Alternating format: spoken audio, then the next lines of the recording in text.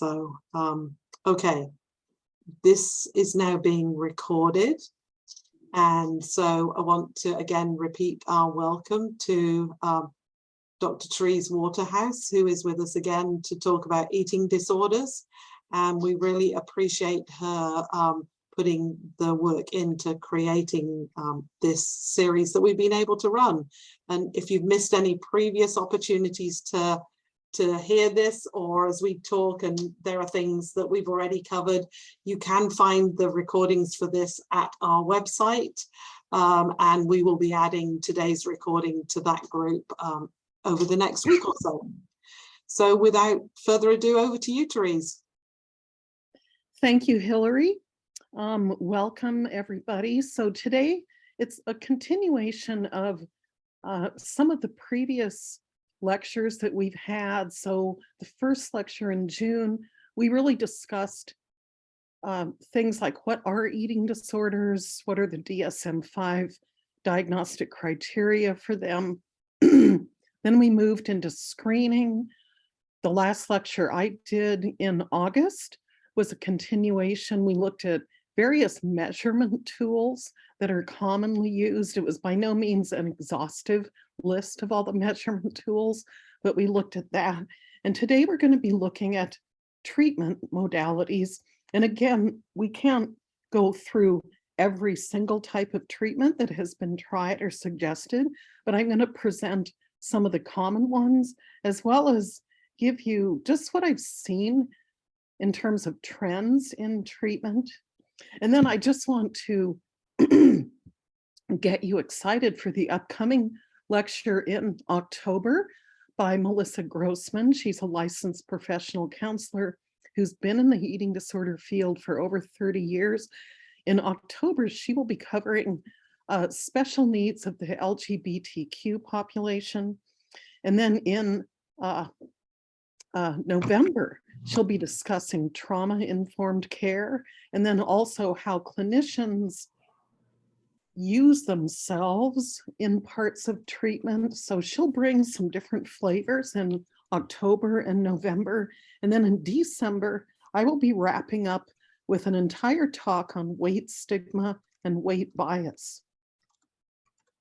Here are the learning objectives for today. So being able to at least discuss, if not assess, the type of treatment and level of care that is best for a person diagnosed with an eating disorder, describe different modalities commonly used for treatment of eating disorders, list the evidence-based treatment modalities, as well as some of the complementary treatment modalities that are commonly used, and describe ways to effectively communicate with family members and supportive others and patients. Here are a couple of links to some articles that I thought you would find useful. One is a summary of various treatment options. Again, it's not completely exhaustive, but it is a nice summary. And then I'm going to be discussing the unified protocol for treatment of eating disorders. It's been really researched at the Renfrew centers, and it's a transdiagnostic approach to treatment of eating disorders. And here's a little article describing that. So we'll go back. We've already covered some of this, but what are the steps in the process for treatment? So number one, we always need to evaluate for medical stability first. The PCP or medical personnel have to rule out other causes of not eating or involuntary weight loss. So there can be other medically based causes for this, endocrine disorders, cancers. So evaluating for medical stability has to happen initially. Then doing a nutrition assessment to look at current food intake. This also can help in ruling out other causes for weight loss, for example. So if I see on a nutrition assessment that somebody is eating 3,000 calories a day, which might be appropriate for their age, physical activity, gender, but they're losing weight, then the physician may need to look at reasons like malabsorption, something wrong with the GI tract. So getting a good nutrition assessment can help us rule out other causes. And of course, we're doing this along the way to making a good diagnosis. And then the mental health assessment, both for eating disorder behaviors and also co-occurring conditions, needs to happen. The treatment team needs to assess the family situation, family resources. Part of nutrition assessments does include looking at family food preferences and norms. And then if it hasn't been done, we need to assemble a multidisciplinary team, make sure we have the correct eating disorder diagnosis, and then decide on appropriate level of care. Or before entering into outpatient or treatment center level of care, we need to decide if hospitalization might be necessary. So again, going back to that first step of evaluating for medical stability, if the person is medically unstable and needs hospitalization, then that does become a first step. So in Oregon, and I think going back, we can go back to one of our early handouts, it was on kind of regional resources, places to refer to, and there is a list of where to get a person medically stable if they're unstable. So in Oregon, for pediatrics, often Randall Children's Hospital is used, also OHSU. Adults often go to St. Vincent's in Portland.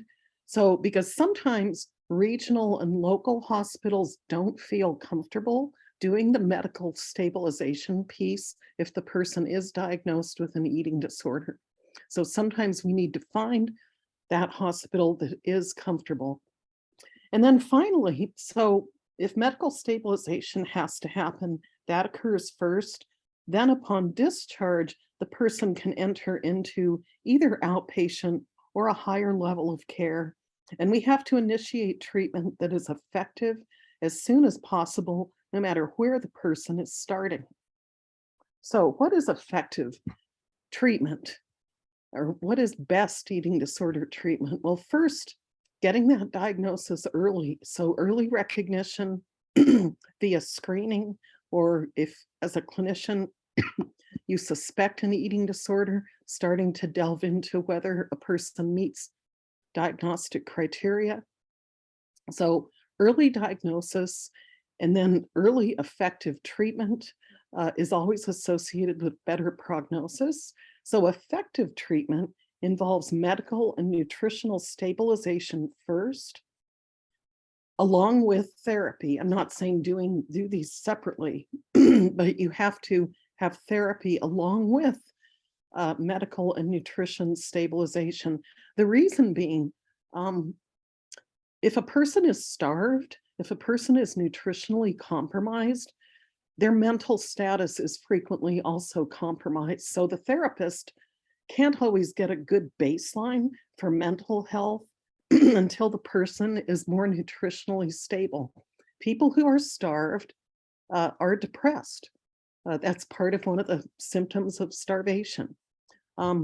Missing some of those micronutrients definitely can lead to anxiety.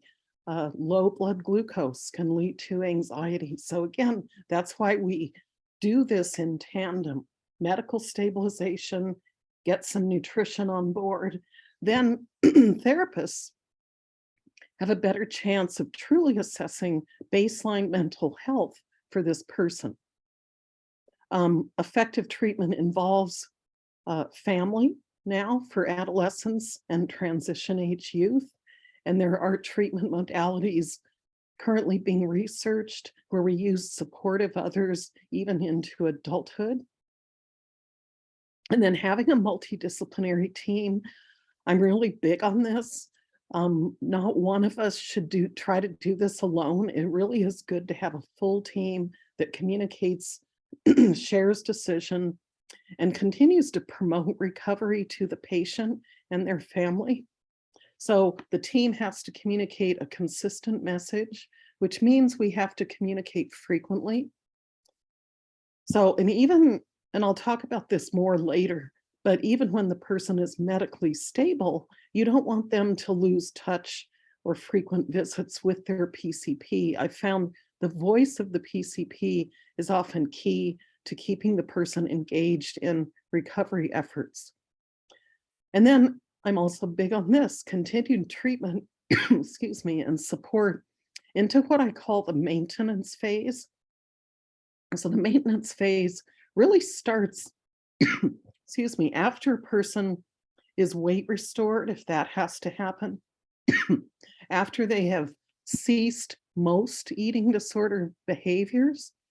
Oftentimes we see they still need support. Sometimes they have to get used to a body that looks different. They have to become more comfortable in these behaviors that are different. So outpatient care is the place where most people with an eating disorder spend most of their time in treatment. Increasingly, outpatient care does involve the family and support of others to aid us in treatment. This means the family and support of others are involved in food preparation, food shopping, and being with the person at meals. Outpatient care also means the person is in an environment that could be challenging. So in therapy, they need to work on ways to manage the other aspects of their living situation that contribute to anxiety. They need to manage their anxiety within their home and work environment. Because again, since eating disorders are thought of in part as anxiety disorders, learning to manage anxiety is key to keeping a person in recovery. So we'll look at a few of the more popular treatment modalities in this lecture, which include family-based treatment used for adolescents and transition age youth, temperament-based treatment with supports, which is used in the adult population, the unified protocol for transdiagnostic treatment of eating disorders, and we'll also look at some of these other common methods used in eating disorder treatment, which are also used to treat other mental health conditions. And I'm sure many people here, excuse me, are familiar with cognitive behavioral therapy, acceptance and commitment therapy, dialectical behavioral therapy, and exposure-based treatments. So for some of you, some of what I'm going to say may be a repeat, but I know that there's people here from all disciplines, all walks of life, as well as people in the community, because these trainings are open to anyone, the general public. So goals of treatment. We want to normalize eating behavior. Both therapists and dietitians tend to work on this. That means stopping restrictive eating or binge eating and stopping purging behaviors. Really, the disordered eating behaviors fall into just these few kinds of behaviors. So stopping restrictions, stopping binge eating, stopping purging, stopping disordered or ritualistic, rule-bound eating behaviors. And then normal eating means eating without over concern about foods and elimination of fears around eating. Psychosocial stabilization is another, of course, big goal of treatment. So treating any comorbid psychological diagnoses, reestablishing social engagement, improving psychological symptoms associated with the eating disorder, and improving body image. Goals of treatment in terms of medical management mean managing the acute and chronic medical conditions. So again, first, medical stabilization, as we've discussed, and then things like spontaneous, not hormonally induced resumption of menses where appropriate, or resumption of appropriate pre-pubertal progression and attainment of appropriate sex steroid hormone levels, as well as just resolution of anything else, vital sign decompensation, So, and all of this improves with feeding. So we often refer to food as medicine. And then nutritional rehab, weight restoration when necessary, restoring meal patterns that promote health, as well as social connections, and broadening the food repertoire and macronutrient balance. There is evidence from research showing that the greater the variety of food consumed and the higher the energy density of the food consumed, that predicts a better prognosis for people. So how do we start all this? So even before thinking about appropriate levels of care, appropriate treatment, how do we get this started? I know we've discussed screening, but maybe you're in a position where using a validated screening tool just doesn't feel comfortable or appropriate. So I like to use self-care conversations to get the conversation started. So is a person eating regularly at regular intervals throughout the day? Maybe they aren't because of food insecurity. Maybe they're unhoused. There could be other things happening in their lives that prevent them from eating regularly. So I think those of us who work with large population groups and see people in clinics, we need to be asking, do you have regular access to food? Do you have access to food preparation facilities? Can you pay the bills for those facilities? Do people worry about eating? Where is the onus of that worry? Is it fear? Fear of weight gain, body image concerns? Is it fear that somebody will punish you around your eating or make fun of you? So sometimes just starting the conversation with, does eating worry you? How so? Do they experience concern about how their body looks? If children and adolescents, one of the most common causes or common bullying topics is how people's bodies look. Unfortunately, we'll be discussing more of this in the December lecture, but children frequently experience bullying around weight and other aspects of how they look physically. So what does being healthy mean to people? People are often told to be healthy or to eat healthy or exercise for health. It's worth exploring what that means. Being healthy means something different to different people. I think there's no one pat answer. And if you're a well-informed adult, there's no law that says you have to be healthy. So this is another area of rich exploration. And then with children and adolescents, you can ask some of these questions of them if it seems appropriate to you, or also it's worth asking these questions of their family members. And when I say family, I'm defining family broadly. It may be bio parents, there may be blended families, there may be grandparents raising kids. So I'm defining that quite broadly. And then if you really suspect an eating disorder, or if a person has been diagnosed with an eating disorder and sent to you, I just wanted to share some of what I've heard from people diagnosed with eating disorders and how they feel often. So the single most common complaint that I've heard from a person diagnosed with an eating disorder is they feel misunderstood. I get that. Eating disorders are by nature somewhat counterintuitive.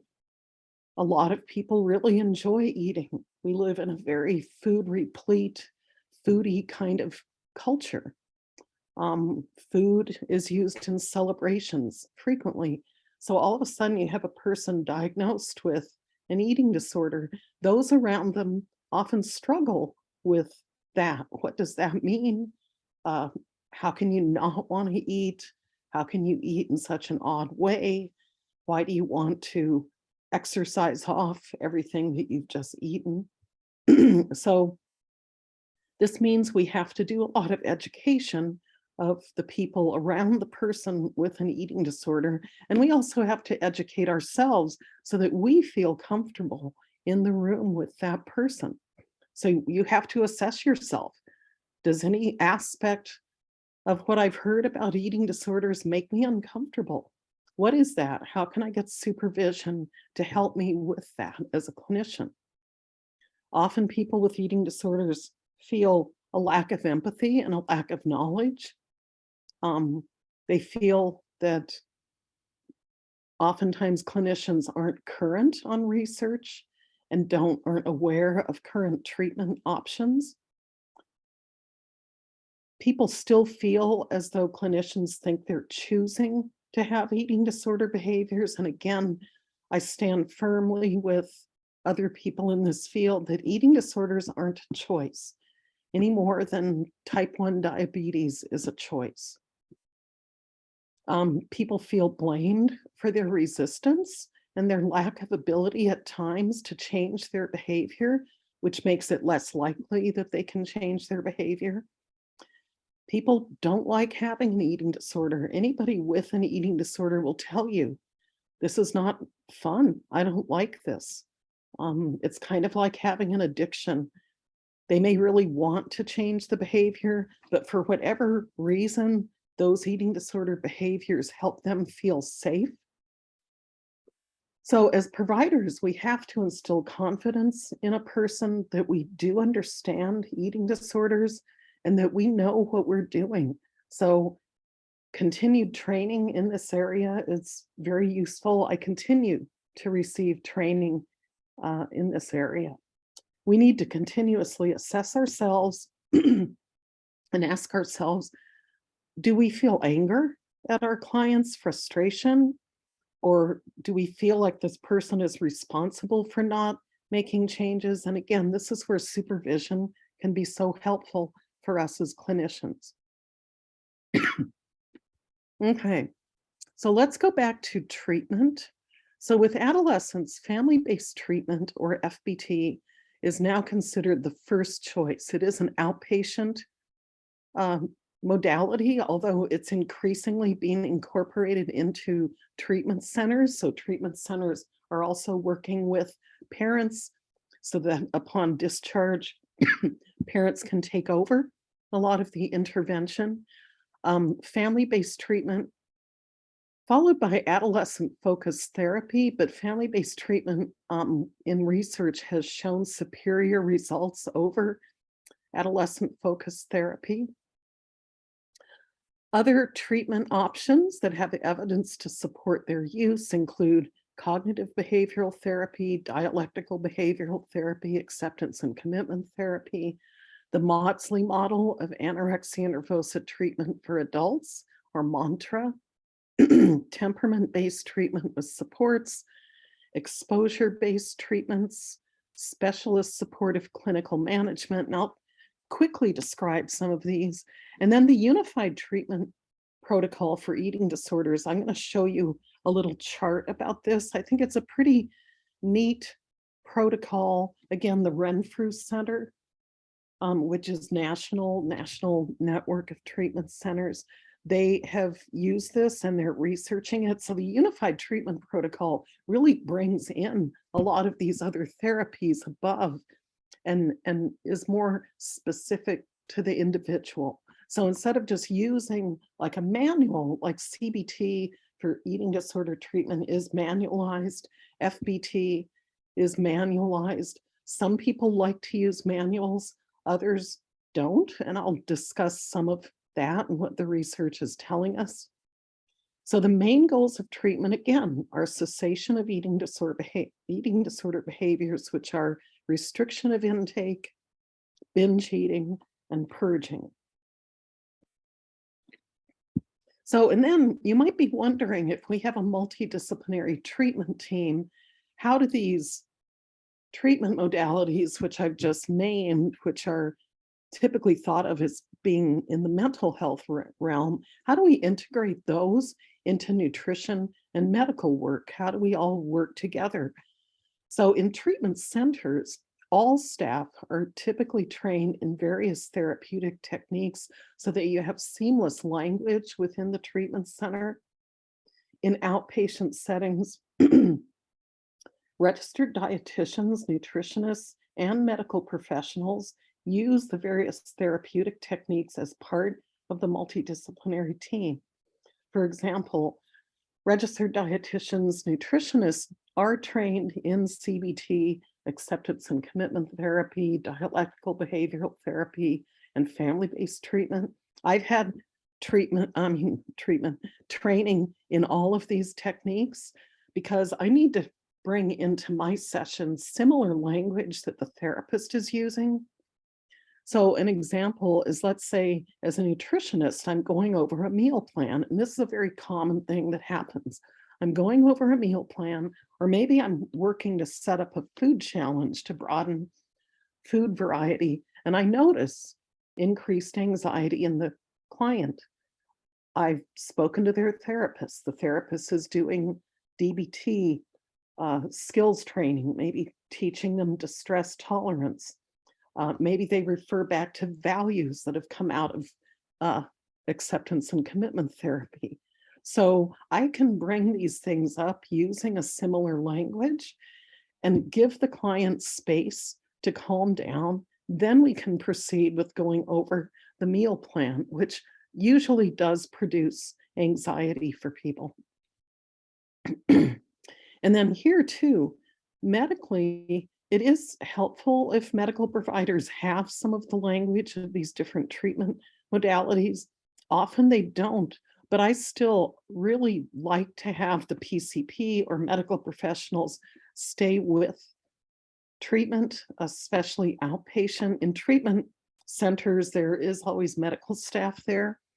But the PCPs really can continue to support treatment and continue to keep the patients involved by continuing to send the message that these are serious disorders, that the patient isn't done just because they've hit a certain weight goal. So just because they're medically stable doesn't mean, okay, let's quit seeing the doctor. It's still useful for them to see the doctor so the doctor can support the behavioral work that the dietitian and therapists are continuing to do. So just quickly, I'm going to go over some of these therapies, which I know a lot of you are familiar with. So cognitive behavioral therapy, I really think most good healthcare providers do some CBT work because frequently we're working with unhelpful or incorrect ways of thinking about health. So the core principles of CBT are that psychological problems are based on incorrect or unhelpful ways of thinking.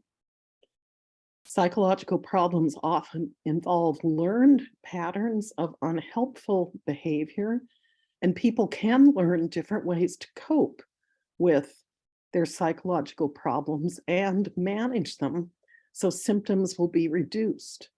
CBT does focus more on the present and not on the history of what led up to the current situation. So CBT treatment involves strategies to change thinking patterns. And I find in my own work, I frequently have to help people change their thinking about how food works with their body or what is proper body development. Sometimes adolescents sort of get stuck in thinking they need to continue to look like an 8-year-old when really they're moving into looking like a 16 or 18-year-old. So strategies to change thinking behaviors involve learning to recognize one's distorted or incorrect thinking, and that's where we are helpful. The incorrect thinking creates issues like anxiety and emotional dysregulation. So pointing out reality-based thoughts versus incorrect thoughts is central to treatment. Gaining a better understanding of the behavior and motivation of others is helpful. So oftentimes the incorrect thinking involves incorrect thinking about what others are doing. Learning to identify difficult situations and using new learned problem-solving skills to manage the situation. And then developing confidence that you can indeed cope with difficult situations, difficult relationships without having to revert to unhelpful behavior.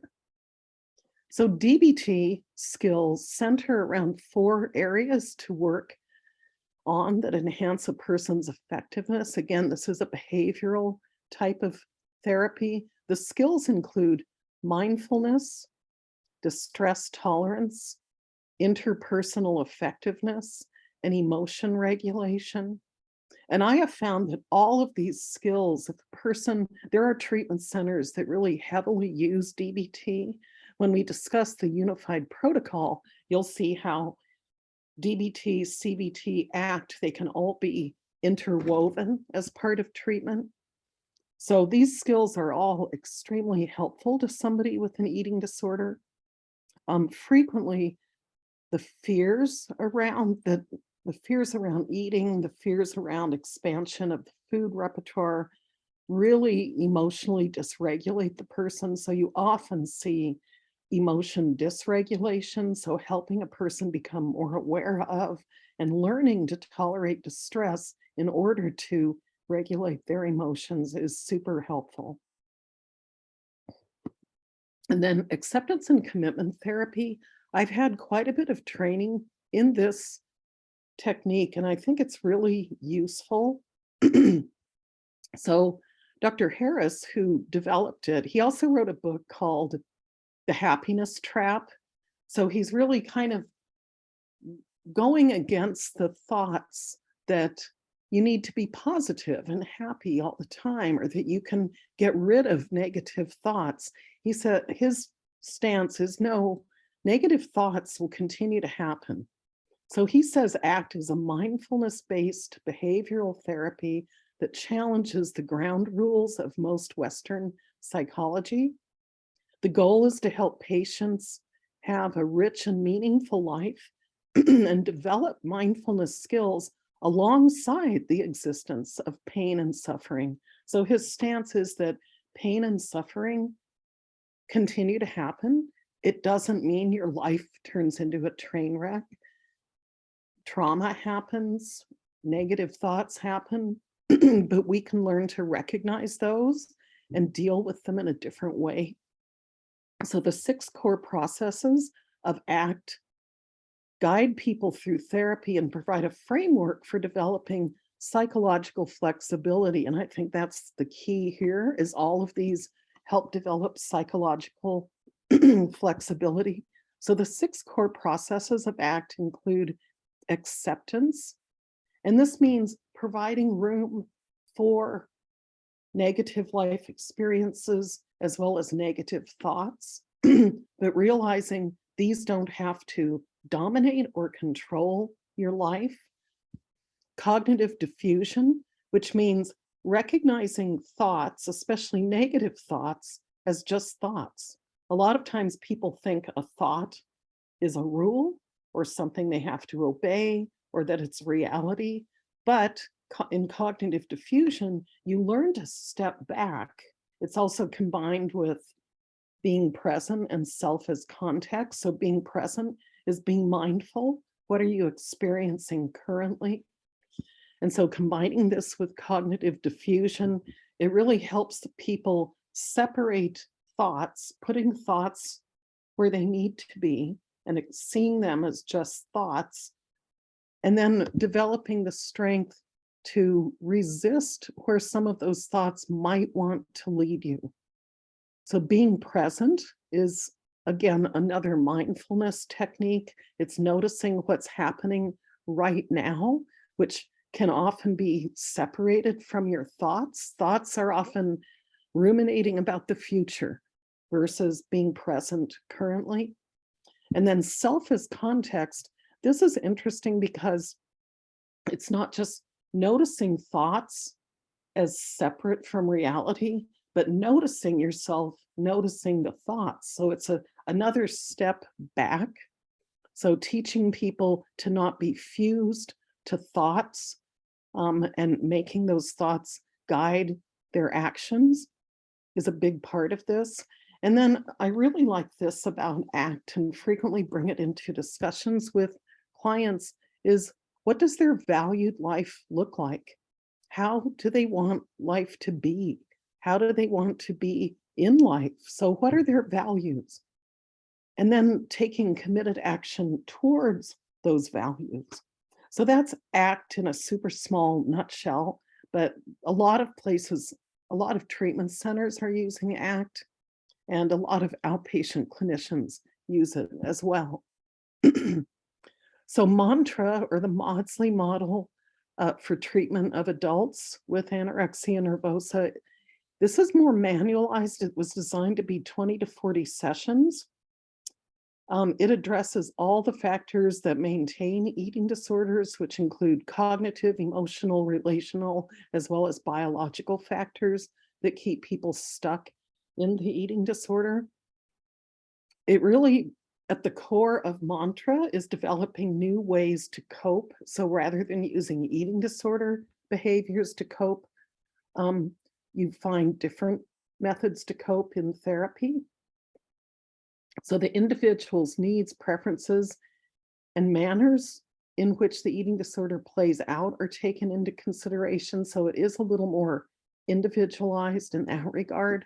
And treatment can include any of these things: increasing motivation to change and recover, including receiving needed medical attention, improving food intake, nutrition status, and flexibility, addressing interpersonal difficulties, challenging irrational, fearful, inaccurate ways of thinking, learning ways to manage emotions, and developing a sense of identity that's separate from your eating disorder. So as you'll see, there's a lot of commonality between these different treatment approaches. That's what I appreciate, is that a lot of them are about developing different ways of coping, assessing how the eating disorder interferes with your life, managing your emotions and anxiety.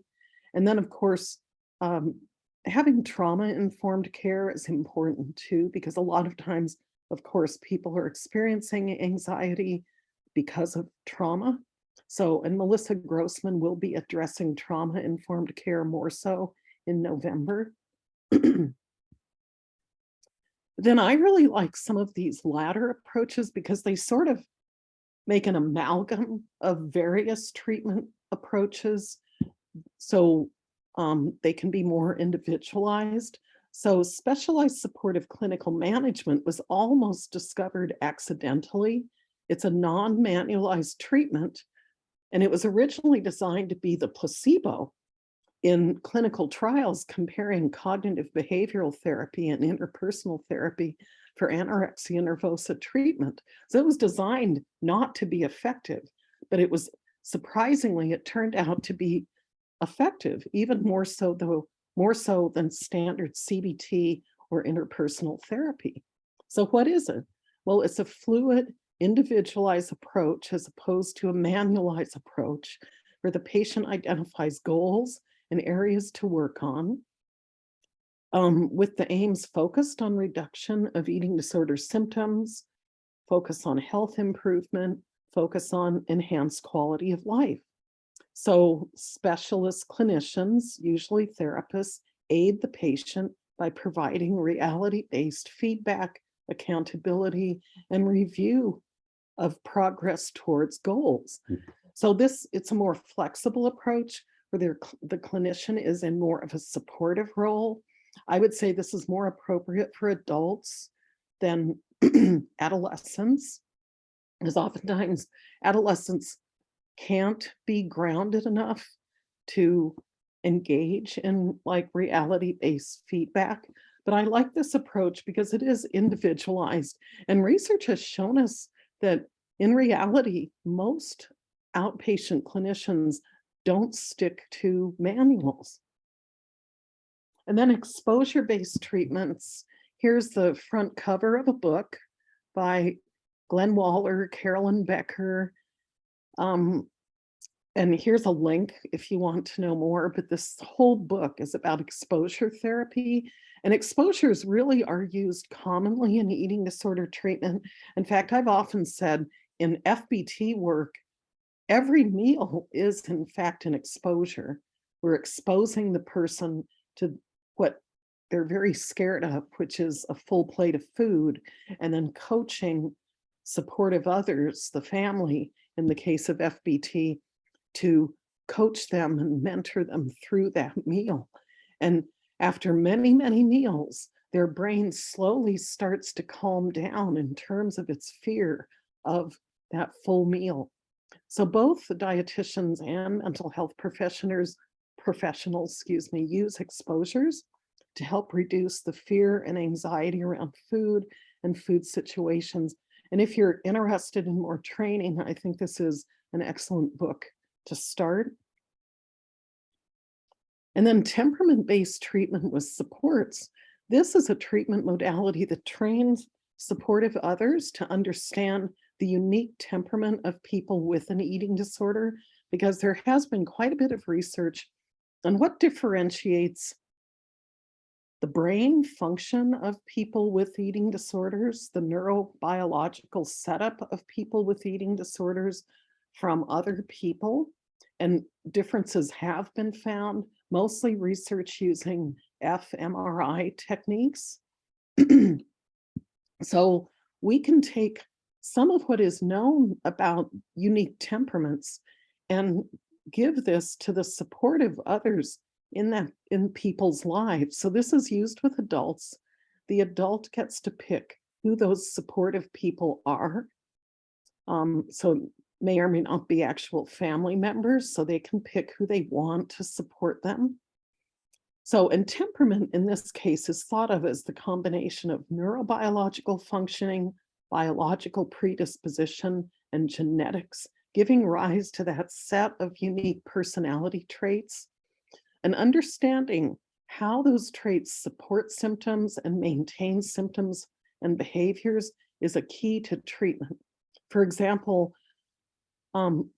some of these personality traits are seen in anorexia nervosa: perfectionism, harm avoidance, certainly interoceptive prediction errors, where a person is predicting what's going to happen if they go through an experience or go through a situation. They're already ruminating that the worst possible thing is going to happen. Usually that it's an error in thinking. So you can see where there's a rich opportunity to use various thinking intervention techniques, but also training supportive others. Like, this person's going to go to a restaurant with you because set shifting is difficult for people with restrictive eating disorders. Interoceptive prediction errors are common. Work with them ahead of time. So often in the beginning, of treatment with somebody who's just starting to be able to trust the situation of going to a restaurant, prepare them ahead of time. Look at the menu online so it's not a huge shock to them. Don't change plans midstream. Difficulty set shifting difficulties come up if there's a sudden change in plans. So until the person has started to wade into some of these different situations that are frightening for them, start slowly and build up, and be aware of and respectful of these traits that are really maintaining the eating disorder. Impulsivity is frequently seen in people with binge eating disorder and bulimia. So again, helping, like in binge eating disorder, oftentimes the eating throughout the day is totally chaotic or preceded by restriction. People with binge eating disorder frequently restrict all day. And then by 4 or 5 o'clock, they're extremely hungry. And that degree of hunger will lead to some really impulsive choices around food. So again, a first-line treatment is reducing the chaos for them, but also understanding the people around them need to understand what's leading up to the restriction. Usually it's anxiety, oftentimes trauma, fear of eating in front of others, and as well as fear of weight gain. So again, this temperament-based treatment with supports has really, it's a newer treatment modality, and it's really gaining in popularity because we also realize that it's it's just less optimal to try to get out of an eating disorder by oneself. It's so much more helpful to have people around you that understand what you're going through and that can support you appropriately. And here's FBT. So family-based treatment is the first thing to try in adolescence. So, and here are the basic principles. So clinicians hold an agnostic view of the cause of the illness and take a non-authoritarian stance in treatment. So we're not looking for why. Why did this happen? Sometimes we don't know why. The mixture of environmental stressors, genetics, neurobiological setup, it's hard to pinpoint. Parents and clinicians frequently, that's the first question they ask is, why did this happen? Why is my adolescent eating in this weird way? Well, we don't go there first. This is a very practical treatment modality where it's all about symptom reduction and weight gain when appropriate. So parents are empowered here with the help of clinicians to bring about the recovery of their child. So they make all the decisions around food in phase 1 of FBT. We do externalize the illness, which helps families to not blame the child. So I will frequently use language like, I trust your child, but I don't trust the eating disorder. Or what do we think the eating disorder is saying right now versus what is the child saying or thinking, or the eating disorder is making the child be resistant. The child isn't trying to lie. They're not trying to be resistant, but the eating disorder is making them do these behaviors. So again, it's a very pragmatic approach to treatment, weight gain if needed, and normalized eating, then return to normal adolescent development is kind of the way this goes. Those are key goals. There are 3 phases. The first phase is refeeding with weight gain as appropriate and where parents are in control of food. Is that easy? No. I've done a lot of FBT. It's probably, I think treating adolescents and families and using FBT is most of what I've done. And you really do have to coach parents and train parents in this. The second phase involves returning food decisions in a developmentally appropriate manner back to the child or adolescent. And the third phase, which is more in the therapist's realm, involves return to normal adolescent activities and normal development. So this is a manualized therapy. Do practitioners use the manual with fidelity? In treatment centers, sometimes. I just did a lecture on this with Yvonne Eisler and Glenn Waller and Caitlin McMaster for the Academy for Eating Disorders. And one of the studies I looked at in looking at how often do clinicians use the manual with fidelity, 40 therapists working with adolescents were interviewed. Not one of the 40 actually used the manual with fidelity. Some of their issues were, so the manualized FBT kind of, it doesn't use nutritionists or dietitians, but therapists in the outpatient setting say, no, it's really helpful to have a dietitian who also knows how to do FBT.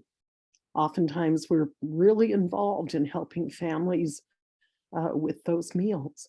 So to answer who does the FBT, anybody with good training who really understands it, who's had supervision.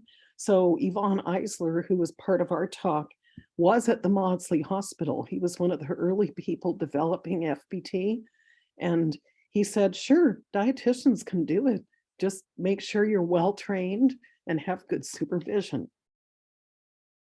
Okay, so involving supportive others. I've talked about this with FBT and TBTS. Yes, it is a lot of work. A central theme is helping those supportive people understand the nature of eating disorders.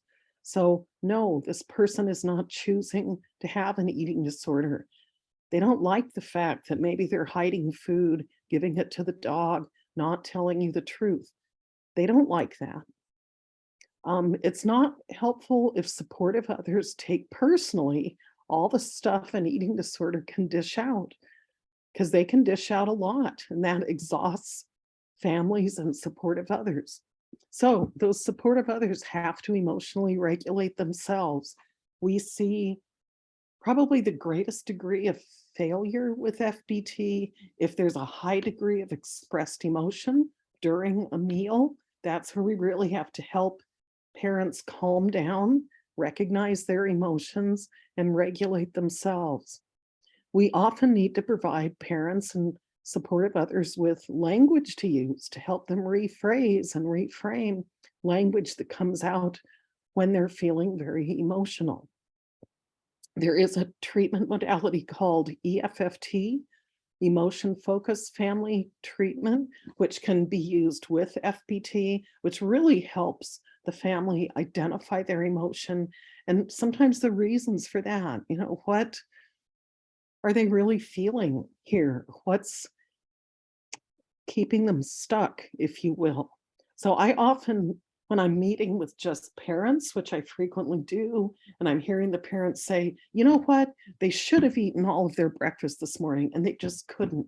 It's like, how can you rephrase that so you sound more empathic and understanding to your adolescent? So maybe say to them, you know, I get that the eating disorder is really beating you up right now, but I'm here, I'm in your corner. I know you've done hard things before. We can do this. So really helping supportive others reframe. And also they have to recognize their own burnout and do self-care. And then there are places to go to give people support. So Feast has a lot of good parent supportive materials. Eva Musby's website, Eva Musby is British, and she got her own daughter through anorexia, and she's incredibly creative and prolific with supportive materials. And then there's also a lot on the National Eating Disorder Association website. So finally, the Unified Treatment Protocol was developed by David Barlow. He specialized in anxiety disorders, but he often saw that following a manual or evidence-based treatments kind of left out some things, because even for a given diagnosis, there were usually co-occurring issues presenting in people. The Unified Protocol for Treatment of Eating Disorders sees eating disorders primarily as emotional disorders. That said, it's recognized that emotions do originate from genetic, biological, and environmental factors. Barlow did identify what he saw as the most common, potent, and overlapping principles of the various evidence-based treatments. And he wanted to unify them for treatment of not only emotional disorders, but eventually he worked with Renfrew Center to develop a modality for eating disorders. So, and the research has been good. Research also showed that in practice, and I mentioned this before, most clinicians do not use manuals with fidelity. Manualized approaches have been criticized as being somewhat impersonal and not adaptive to individuals. So I mentioned the Renfrew Center and how they've adapted Barlow's work with emotional disorders for eating disorders. And I know OHA thought this slide had way too much on it, and I did shamelessly copy it from this papers, and the paper was in Frontiers in Psychiatry, and they mention all the research done at the Renfrew Center. But I like this because it shows on the far left, like different things that you might be targeting. So motivation enhancement, function of emotions, and then it shows on the far right, well, it shows some of the reasoning behind using different treatment techniques. But then on the right, in that column, it shows all the different types of treatment modalities that have been used to help with things like emotion-driven behaviors. So I just put this here so you could see this. For me, it was a good visual that kind of described what the unified protocol was. Okay, finally, here are some other references. The first one by Terrell, this was an interesting paper where they looked at consent to treatment in adolescents. And so they did find, they used a lot of different measures, whether or not, to try to get at the question of whether or not adolescents were able to consent to treatment. In general, using FBT, the thought is they can't always consent to treatment. Most adolescents I see, especially young ones, kids 11, 12, 13, 14, they don't want anything to do with treatment. And they have a high degree of agnosignosia, or lack of insight into their illness. Anyhow, this was a very interesting paper. And then the next paper by Locke and others is really comparing family-based treatment with individual therapy for adolescents. Okay, that's it. We can now have some questions.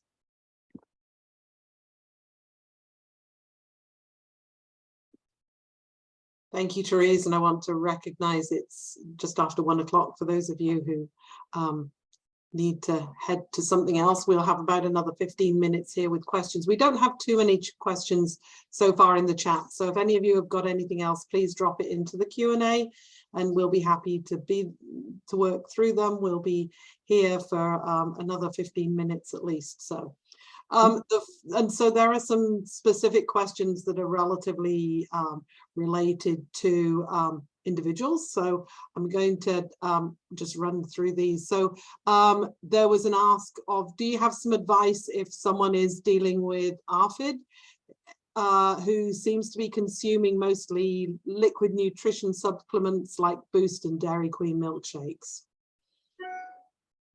Well, first of all, I would rule out anything, see if there's any sensory processing issues, and then see if there's any issues with oral motor function for a person like that. And then I would start stepping into exposure-based treatment. So get that book by Carolyn Becker and others, but definitely starts, if you've ruled out sensory and oral motor issues for somebody, then start stepping into exposure treatment. Great, thank you. And then the next question is around, how do you balance trying to get someone to eat with the resistance that you're receiving? So I think this is from a parent who is listening in and participating. You know, when you've got a young person who thinks that you're being controlling when you're just trying to help, and so your young person then refuses to let them watch her eat, but she needs to gain weight, and you know that they're throwing stuff away. How do you kind of balance that out with a 19-year-old? Well, this question comes up a lot. I think, first of all, and I don't know if the person is outpatient right now with a full treatment team. I think having the full treatment team and everybody's voice in there with the parent, but everyone's voice saying to the daughter who's 19, you know, you need to get better. We see these things, we see this happening. You could become medically unstable. The other thing is to assess how involved is this parent with this child? Are they housing them? Are they paying for car insurance? Are they paying for cell phone? Sometimes you can use things like that as an incentive. You know, I'm not going to pay for your car insurance if you're starting to become so unhealthy that really you shouldn't be driving the car. And this is where having the PCP also say, yes, you know, if you're orthostatic, you could be in danger of fainting. you could hurt yourself or somebody else if you're driving a car. So sometimes looking at the whole situation and seeing where you can find incentives, if the person is medically stable and simply refusing treatment, and again, I'm not sure if there is a treatment team or not. I would try to have a, create a treatment team for them. Let's say she just refuses that. So she's at an age where she can just refuse treatment. And again, using techniques like ACT, I mean, hopefully if she has a therapist, maybe doing some motivational work, motivational interviewing, ACT, helping her see where all of this is leading can help. But these can be tough times for a parent. They are. Yeah, as you face a young person who doesn't get it, and now you have fewer ways to help them. Yeah, and this is where I presume the family support groups can be really helpful to, again, validate a parent and just to help them get through these difficult times as hopefully their young person starts to realize what's going on for them. But again, I think if you have a PCP and if you have a full team, full teams can sometimes be very helpful. So I don't know here if they have a full team or any team, but that can make a big difference. Right, thank you. Someone's asking about mindfulness courses in Salem. So I don't know whether you have any information on that, or we could maybe direct them towards the county, or checking it out online. So, well, ACT, which does incorporate mindfulness, you can get trained online. So just Google acceptance and commitment therapy. There are some online courses. Similarly, I would Google dialectical behavioral therapy and see if there's any online courses, but also oftentimes eating disorder conferences will have these, or other types of conferences will have these. But I know ACT, for one, which is very a mindfulness-based approach, they have online training. right, and as someone who's been involved in some of these trainings, the other thing, if this is a young person we're talking about, would be to use your phone, and the Calm app, with CALM, is actually very good and very accessible, especially to young people, and it has all sorts of mindfulness activities that your phone and your that can work through. So I think that's another good way to think about it, use the technology, and who's interested. So I have another question here. In working with adolescents who are about 16 years old at school, at what point after you suspect a possible disordered eating should you involve the parents if the adolescent is saying they don't want you to? The student that's being thought about is willing to see a medical practitioner, confidentiality, but doesn't want the parents involved. And I think we've answered this kind of question before, but I think it's always helpful to answer it again. So again, you're a professional in a different setting.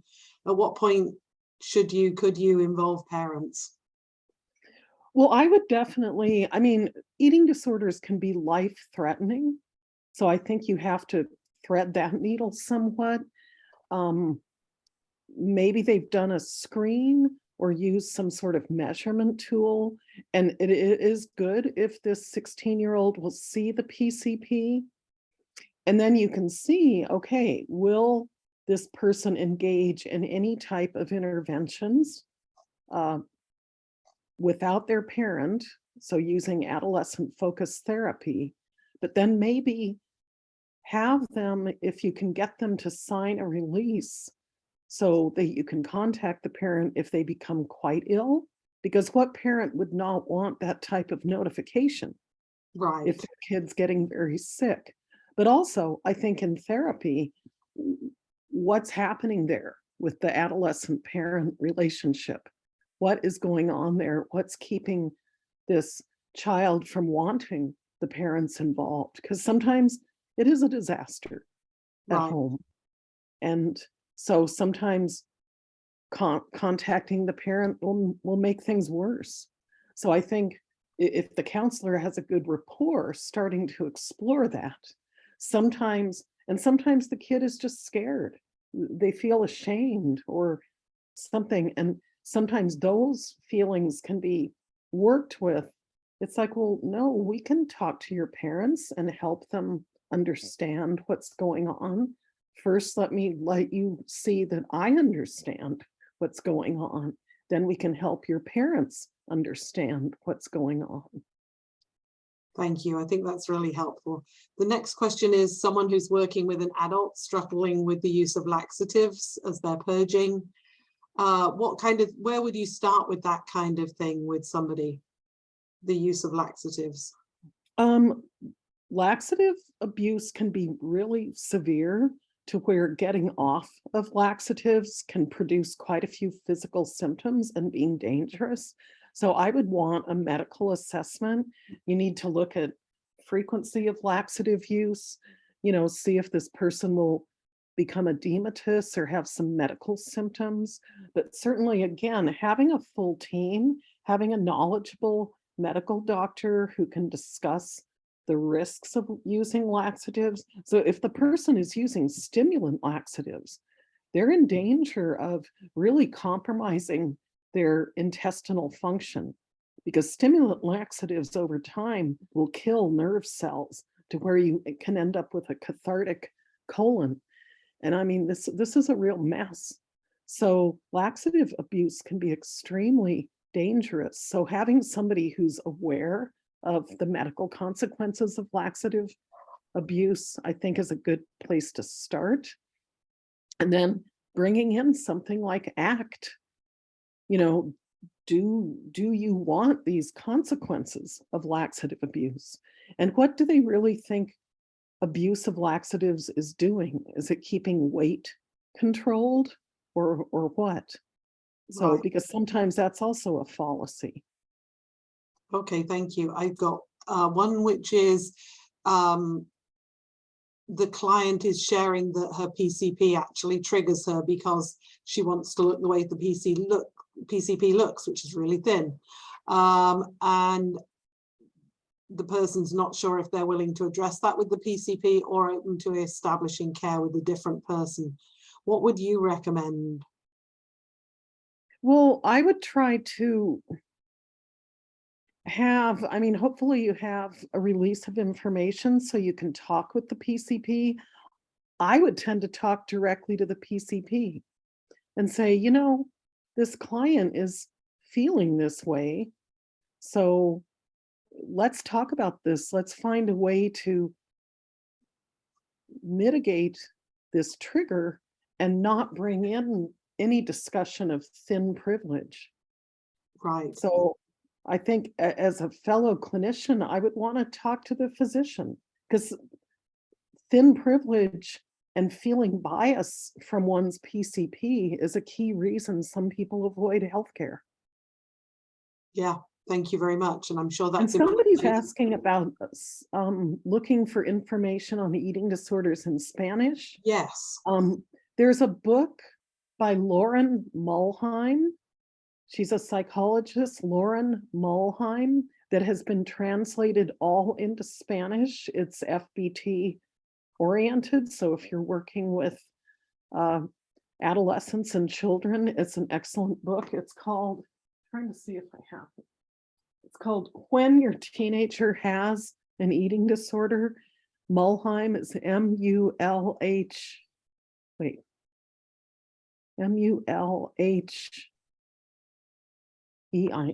I think. I'm sure folks Google it. And yeah, that's a very good book. And also the Academy for Eating Disorders, the Medical Care Standards Committee's book, the medical guideline book, has been translated into something like 20 different languages. So go to the Academy for Eating Disorders homepage, and I'm pretty sure you can access those books because they are for the general public. So that's also in Spanish. that's wonderful. And I see that Kathleen has put the reference in the chat to Lauren Mulheim. So if you Thank you. see the spellings, it's there. So wonderful. Well, I want to recognize that we're at 1:15 and say thank you so much to our speaker today, Therese Waterhouse. Next time we have Melissa Grossman on working with LGBTQ clients. And I know we've had a couple of people ask questions around that over the last few weeks. So really hoping you're able to join us on October the 12th.